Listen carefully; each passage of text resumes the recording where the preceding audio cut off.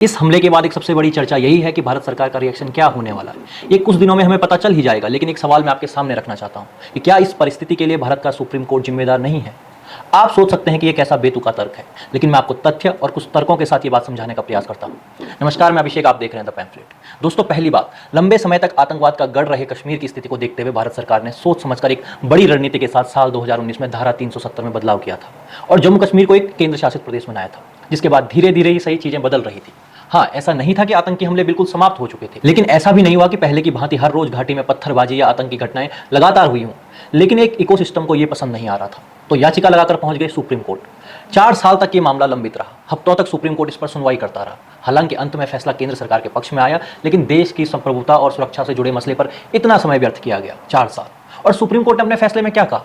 सितंबर 2024 तक जम्मू कश्मीर में चुनाव करा दिए जाएं और जल्द ही उसका राज्य का दर्जा बहाल किया जाना चाहिए। अब पहला सवाल है कि सुप्रीम कोर्ट को चुनाव करवाने की इतनी भी जल्दी क्या थी? चुनाव हुए, सरकार बनी और सिर्फ 15 दिन में आतंकियों ने 19 लोगों की टारगेट किलिंग कर दी थी। कहीं पर मजदूरों को मारा गया, कहीं पर डॉक्टर की हत्या कर दी गई।